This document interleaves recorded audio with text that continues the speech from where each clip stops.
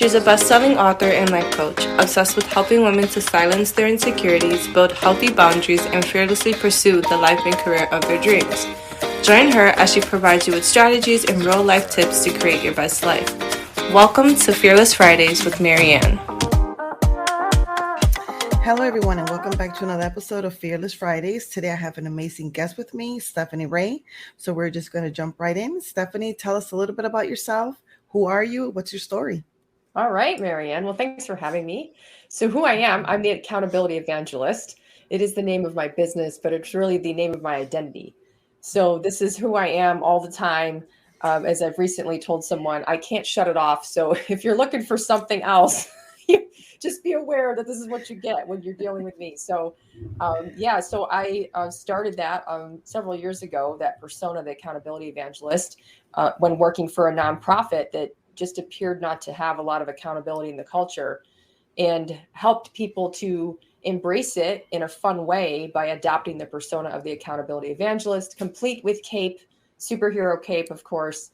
And it worked because what I found is that accountability can have a negative connotation and people are kind of scared of it, or it makes them feel bad about themselves. And I don't see it that way at all. So I'm kind of on a mission to retool it in a positive light and show people how it can make a huge positive difference in your life and the lives of the people you choose to serve. So that's what I do. I mean, I'm doing many other things in terms of my roles in my life, but that's really the person that I am. Perfect. So when you and I connected, it was for a masterclass, excuse me, about time management. So Right. What led you to, pursue, that, masterclass?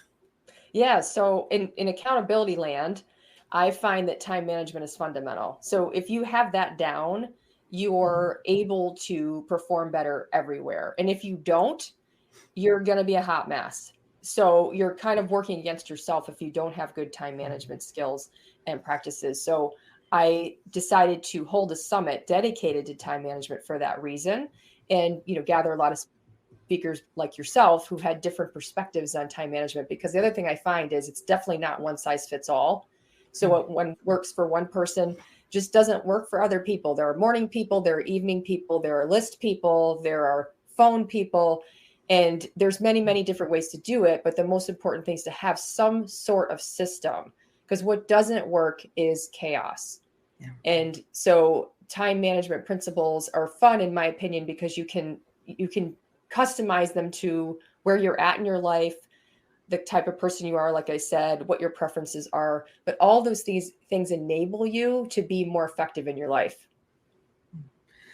So how do you tell the difference between what's important, what's urgent, what needs your time? Sometimes we have so many things, going on and juggling. So what would you say the differentiating factor is between something that's important and something that's urgent? Well, usually, and I'm going to borrow from Stephen Covey's time matrix, since you mentioned urgency and importance, which is a key part of the matrix. If it's not urgent, it's probably important. And I guess what I'm saying is it's something that you tend to put off because you don't have time to do it is often something really important, like planning, like reflection, like some type of personal relationships that you're building, that type of thing. So that's one way to look at it. Another way is to determine what it is, because in the matrix, it's actually urgency and importance are on the matrix. So it's either not urgent and important, or those 4 different combinations. Mm-hmm. And yes, there are things that are urgent and important, like they have to be done right now. I mean, like life or death, or somebody's waiting on you, or this is the only opportunity you're ever going to have to tackle this thing. You got to do it now. But the more time you spend in the not urgent yet important stuff, the less time you're going to have to spend on the urgent stuff.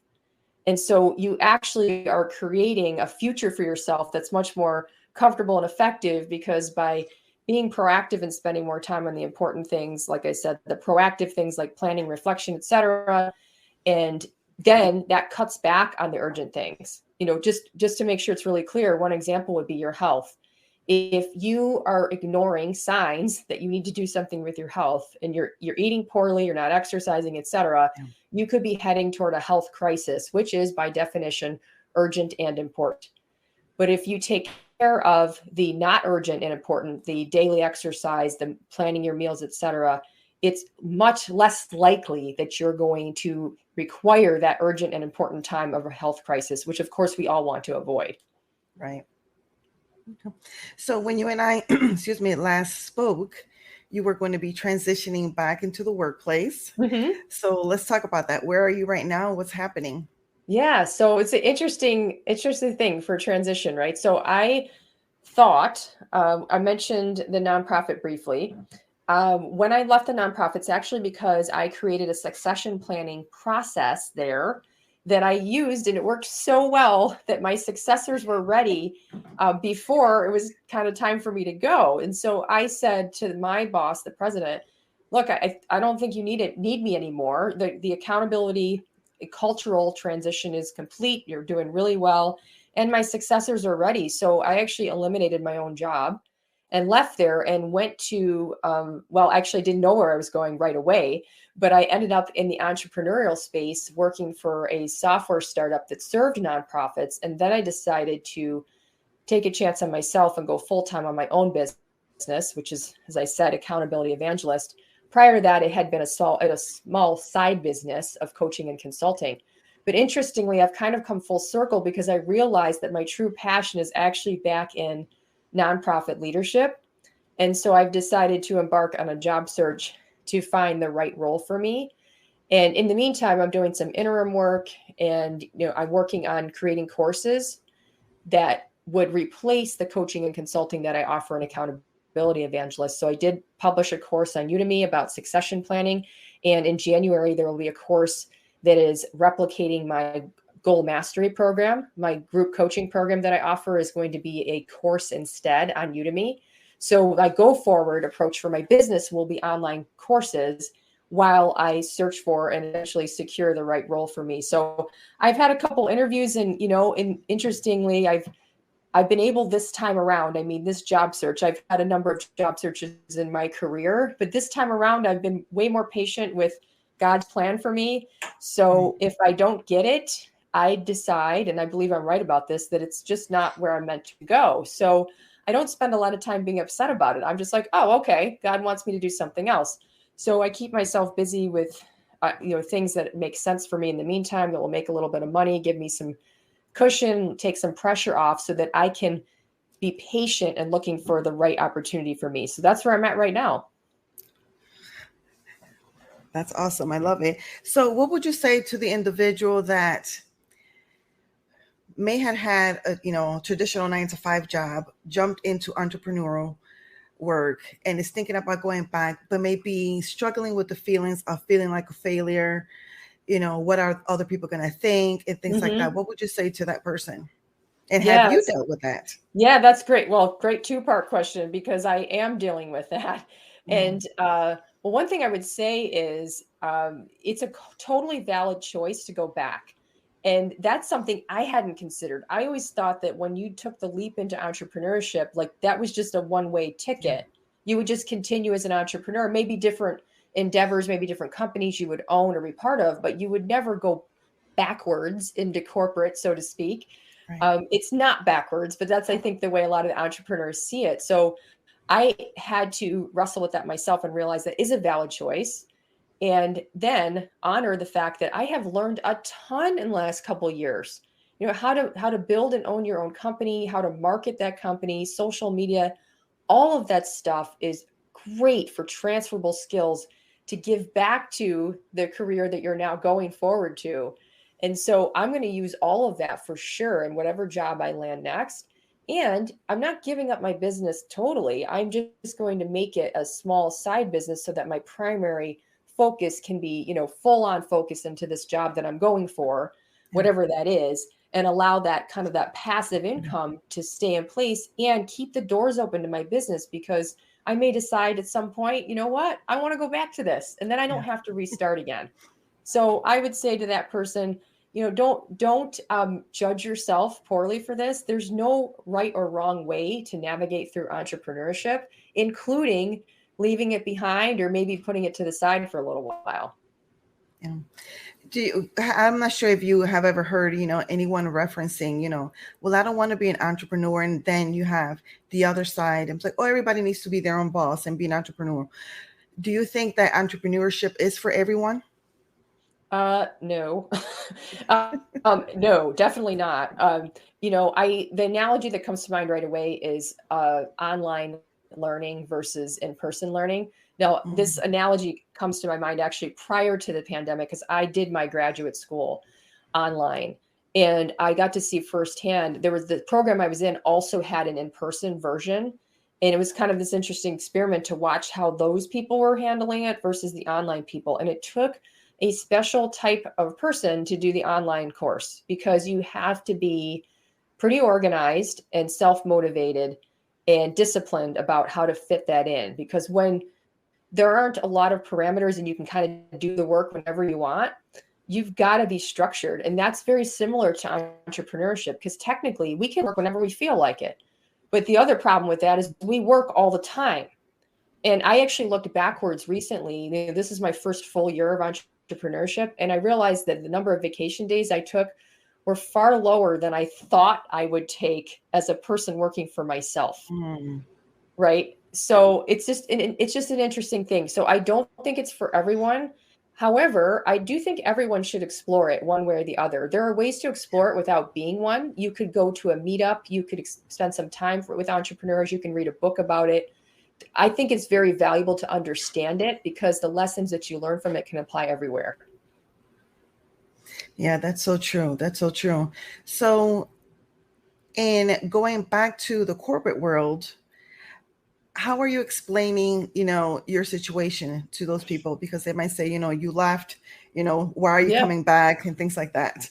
Yeah, I got another great one. I love talking about this. So I have had to explain it multiple times, because in the interviews I've been in, these are for executive level positions at nonprofits. And, it's kind of the elephant in the room. So if they don't ask me about it, I tell them, because I know they're thinking something about this business. And their biggest concern is, are you really going to give up your business to come back to this? Because again, they're of the mindset, kind of this cultural thing that you only go one way, you never come back. Right. And so what I explained to them is that I discovered that my true passion is actually in nonprofit executive leadership, where I was, as opposed to in my business. Because what hit me as I was trying to grow my business is, if I were to get the sales I was aspiring to, it would only generate more work for me to do the coaching and consulting side. And then I thought, am I really going to enjoy doing that all the time? And because the first year, a lot of the first year is spent building it, you're not actually delivering as many services sometimes. So I was envisioning my future as a full-time coach and consultant. And I was like, ooh, like I like that stuff, but I don't like it nearly as much as being involved in growing an organization, specifically a mission-based organization. So I was able to communicate my passion for that and kind of put their fears aside. So for the positions that I did not get, that was not the reason I didn't get them. They were, I could tell they kind of like relaxed and like, oh, I get it now. But I will say this, you've got to explain it. Even if people don't ask you, they're thinking it. So if you're in an interview situation like I was, and no one says anything about your business, you've got to talk about it, because otherwise there's people who are kind of afraid or maybe not sure. They think it's awkward to bring it up, and it could come back to bite you, because it could be the reason why they're hesitant about hiring you. You just get it out on the table. The other thing that does is it shows your transparency and your integrity, which of course are both important things for any leader. So you have been on both, side of the spectrum, being in, business, going to entrepreneurial, and then the other way. So what are some tips that you would give someone that is thinking about going towards being an entrepreneurial, and then someone that is also thinking about going into the corporate world? So two sides. Yeah. Okay. So I think I've got a general tip that I teach in my group coaching program, Focus and Momentum Goal Mastery, that I think applies to both. And it is to not pursue your path, your desired path, or what you think is your desired path, until you have a burning, inescapable desire to do that thing. So what I mean by that is take the time to reflect and really make sure like this is something that you are willing to say no to other things for, to do whatever it takes, right? For me, when I realized that was not the case, that was my indicator, you're going down the wrong path. And so that can apply either going to entrepreneurship or leaving it. So I would say that it's actually one tip for both, but I think that's probably the most important thing. And the other thing is if you're going to entrepreneurship, I'll say this, don't get hung up on the things you think need to be done first that don't need to be done first. And the only way to know that is to talk to other entrepreneurs. Classic example is like the first thing I did when I opened my business. Now this was years ago because I've had my business open for quite a while, but it was a part-time thing to begin with, is I got business cards. And and that seems like a really practical thing to do, but you need to have business to have business cards. So it's not the most important thing. The website's not the most important thing. Maybe in some industries it is, but my only point is do a little homework, because if you get carried away with all those things that, by the way, cost money and you're not making money yet, like you're kind of putting the cart before the horse. So do a little bit of homework before you rush into that stuff that just isn't important yet. So 2022 is upon us. What are you looking forward to? Oh my goodness. I'm looking forward to finding out where I'm going to land. As I said, I've just kind of surrendered. It's just a very interesting place to be because I like to know ahead of time what's going to happen. I'm kind of a driver in that way, like a planner, like I like to know, but I really have challenged myself to just ride the wave. So I don't know where I'm going to be, and I think it's exciting. So I'm looking forward to, really listening or watching for God's indicators on where I should go. Continuing to go down the path I think he wants me to go down. And maybe it's not the one, I go through another interview process and that's not the one. I always learn something from that. So it's not like it was a waste of time. So I'm really excited because I'm pretty certain in 2022, I'm going to find that next thing that I'll be doing. And that's exciting. But in the meantime, I'm super busy with these courses. I've got plenty to do and to make happen. But that's the thing I'm most excited about. That's awesome. So being specific, what will be 3 tips for someone that is contemplating a career change or they might be in transition? Okay. So one, again, could apply to anything, but it definitely applies to transition, is to go where you're needed. And what I mean by that is if you're really interested and excited about helping or serving people in a certain way and you're not getting anywhere with that, go somewhere else, because other people need you right now. And the people that weren't ready for you might come around at some point. Maybe they won't, but you're not going to get anywhere by continuing to push. It's like that person in your life that you really wish they would make a change for themselves. And you love them so much and you really want to see them do it, but they're just not ready. Go find another friend that needs you. Those people exist. Don't waste your energy on it. They will come around or they won't. Okay. So there's that. I would also say, don't wait until you're ready. So you're never going to be ready, ever, fully ready. This is coming from a recovering perfectionist / completionist. I'm telling you that you're never going to be ready. What I learned from one of my very good coaches is done is better than perfect. And especially if you're going into entrepreneurship, you can't, it's meant to be messy and you've got to move forward. Otherwise, it's just not going to happen. So you've got to do that. And the last one I'm going to throw out is kind of a funny practical thing. Learn how to type. So if you don't know how to type fast, in home row, I would highly recommend it because it is the source of my ridiculously high productivity. Because I can get so much done, and that maybe it's not just typing, but some other thing that will make you more efficient. That was my number one recommendation. In fact, I recommend you teach that to your children. Give them that life skill. If you have children or someone in your life, give it to them early. My older daughter's a senior in college, or it's in high school. She's heading to college next year, and she can bust out essays in no time at all because she can type. So it seems like a funny thing, but it just makes such a big difference to have that tool in your toolbox and it's never too late to learn. So I would highly recommend picking that up if you haven't yet. Awesome. So, anything else that you would like to cover that we have not had the opportunity to discuss? Any other Uh, tips or anything? well, I think just to reiterate the surrender, I may not have used that word, that to what's going to happen, and like enjoy the ride. If you're like me and you like to know what's coming, you like to plan, you like to know things ahead of time, well, that's just not practical. But Mm, you're going to make it harder on yourself if you're resisting it. And I think the resistance is the indicator of your need to surrender. So if you find yourself getting cranky, for example, I was very cranky very recently about having to take an interim position in work that I used to do in my career a long time ago that I really don't want to do anymore. I was really cranky about it, like a toddler throwing a tantrum, mm, cranky about it. And but then, when you learn, like, why is that such a problem for me? And yeah, I reflected on that and then decided, you know what, I'm going to go in that job and I'm going to do really well there. It's something I could do in my sleep. These people need my help. No, it's not the career path I'm on, but it right, also pays some bills for me, so I can slow down and be patient to find that job that I really want. So for you, for any of you, your resistance is different than mine, but it's resistance. And I believe a lot of times that's an indicator that it's time to surrender, take the pressure off of the path you think you should be on, the way you think it should be happening. Stop the shoulds.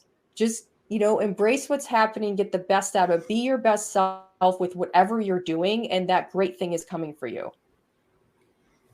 I love it. So, as we get ready to wrap up and close, what will be a fearless tip for 2022? Fearless. Wow. So I love that word, is thinking about fearless, right? Is to proceed without fear. Just especially if you're talking about transition, like Mhm. if you have a burning, inescapable desire, and only until you do, once you have that to do something, go for it. Go for it. Just go for it. Whatever it means, just do something and then do the something after that. Don't worry about, is this going to work? Is this the right thing? It doesn't matter, because you can always change your mind. So in that way, it's actually technically not super fearless at all, because Right. you can only, there's no downside to it. The only thing you lose is a little time, supposedly, and you've learned in that time, which means it's not a failure. Awesome. I love it. Thank you so much for joining us today. Thank you. This is fun, Marianne. Awesome. Thank you, everyone, for tuning in to us and learning a little bit about Stephanie and transitioning. So, in her words, done is better than perfect. So just start. We'll see you on our next episode. Thank you so much for tuning in. I hope that you found this episode inspiring and motivating. Don't forget to leave a comment so you can win a fabulous prize at the end of the month. You can leave a review on iTunes, or you can head over to YouTube or my Fearless Living Coach page on Facebook if you are an Android user. And as always, remember, you are fearless, you are fabulous, you are a priority, and you matter. See you next time.